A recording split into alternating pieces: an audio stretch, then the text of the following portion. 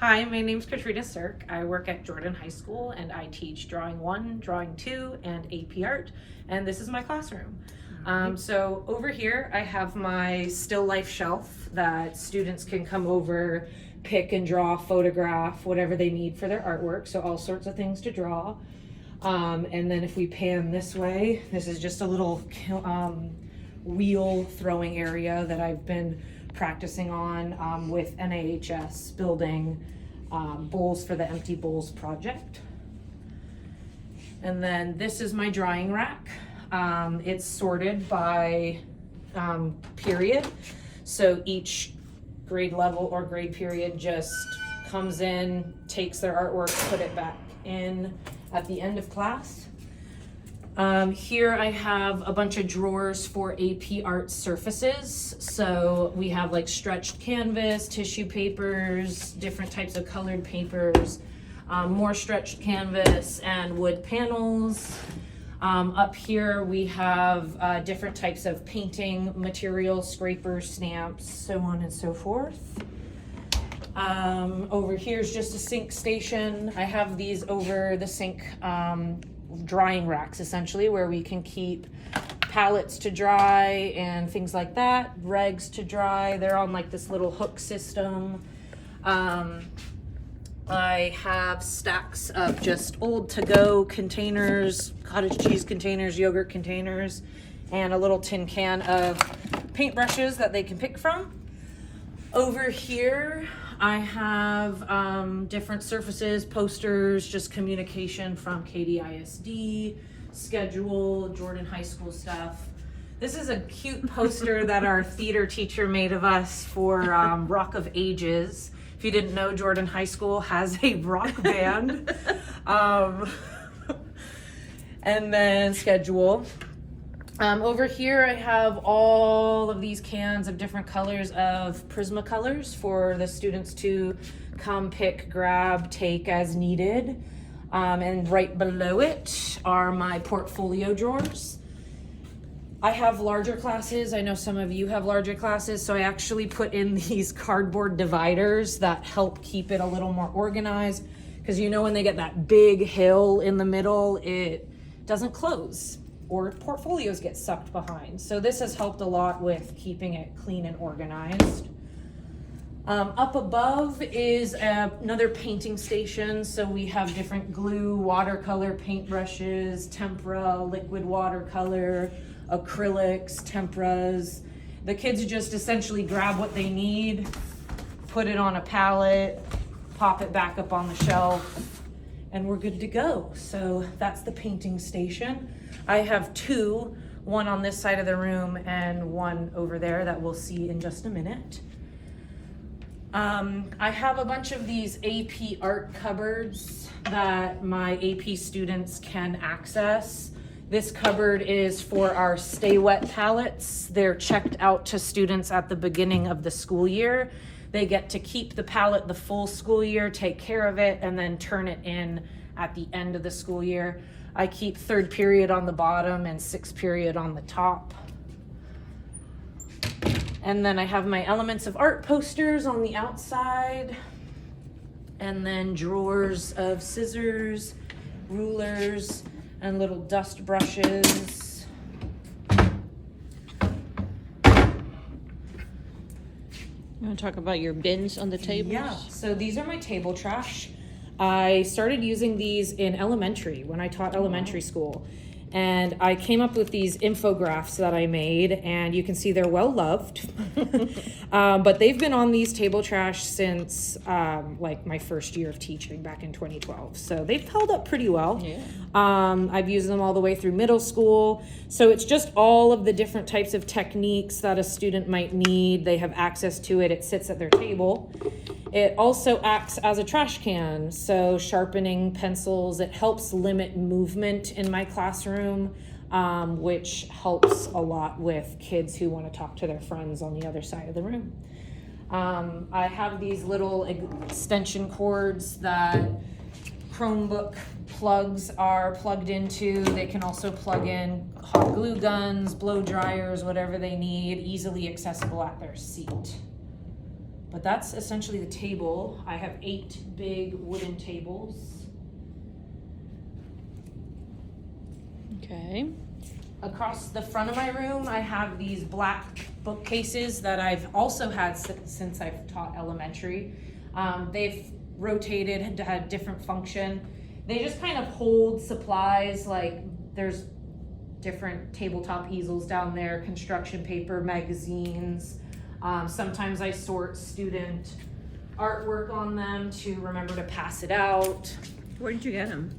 I bought these, I think, from Walmart in 2012. I do not know if they're still there, but they're pretty like generic, standard bookcases, and they've held up pretty well. Phone chart, color wheel, and then this is my pride and joy that works most of the time. This is my checkout system for my most stolen supplies. So they... What? Kids steal supplies? You know, they just walk off, grow legs and walk off. But this is where I keep my supplies that kids frequently use. They know the supplies on the front whiteboard are not allowed to be checked out or leave the classroom. So they come up here, they say, I need to use a fine liner kit. They'll write their name, they write their period, number, and then they go use it at their seat. When they're done, they bring this back, erase their name, and hang the supply back up. So pretty nice system when it is followed, when the procedures are followed. But yeah, just things to post on there. I have another surfaces poster over here. So when a kid is like, I don't know what to do with my background, I can be like, well, go look at a surfaces poster and see if you like any of these and do it. And then I'll help them through, guide it. This is my smart TV. I use it to showcase a month at a glance or a grading period at a glance. I actually got this from Yuri Zaroli, and I've implemented it in my room, and it's helped a lot with keeping kids on track and knowing how many days left they have until something's due. Trash can, my desk with knickknacks. Who's that fellow over there? This is Benny with an I. He showcases our NAHS rainbow cords to get kids excited to graduate with art honors. Cool. This is his friend down here. I didn't know you had a friend. Yeah, his friend. But yeah, my desk. This is the second part to my checkout system. These are also most commonly stolen supplies like pencils, erasers. I have electric erasers, sharpeners, blending supplies. They write their name down and fill out this list. I think I got this idea from Christy Skinner over at Tompkins, and I really liked it, so I've implemented it here. These supplies are also not allowed to be taken out of the classroom, so just trying to make sure I have supplies in class so that kids have something to create with. But yeah, moving that way, we have my paper cutting station. So I try and provide wet medium as well as dry medium paper. I have like marker paper, colored pencil paper, different toned papers. So like this is tan, we have gray, black, blue, wet medium. So if they wanted to paint or do a watercolor background. And the Where'd kids, you get this rack?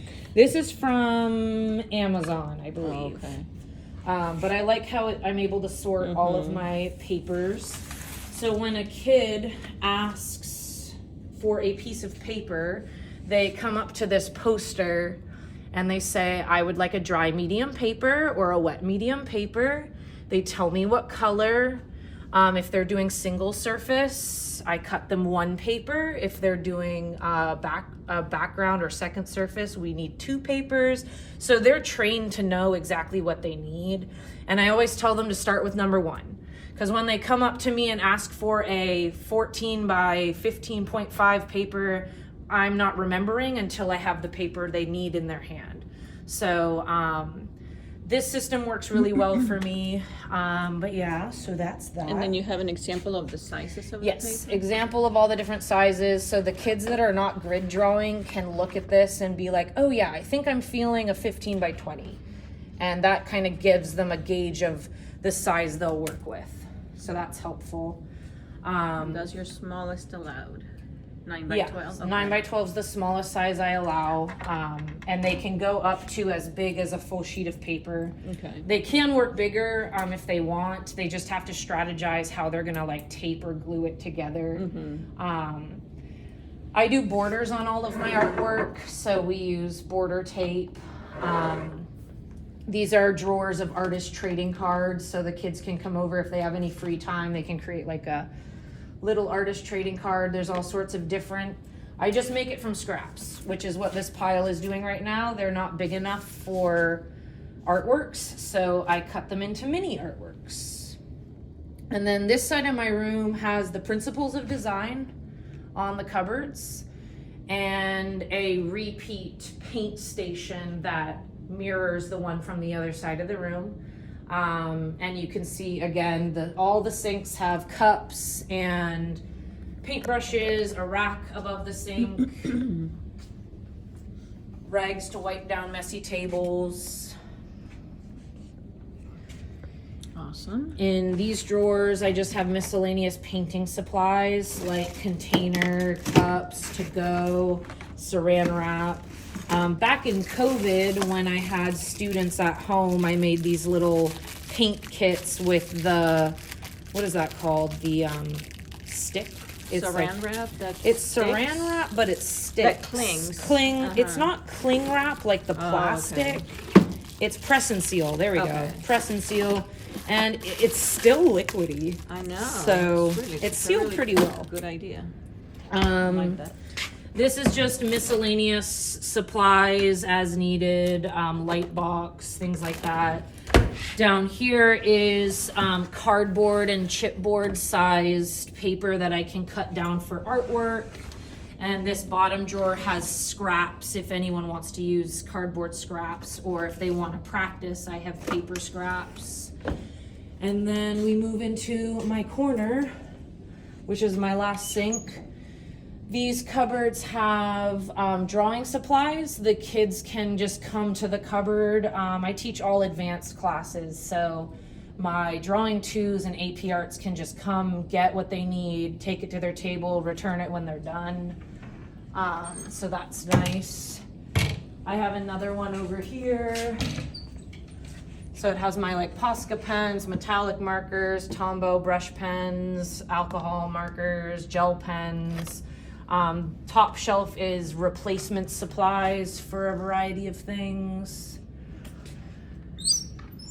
And then on the other side of my room, I forgot to show you, but I have the same cupboards. They're marked AP art only. There's just more supplies in there for them.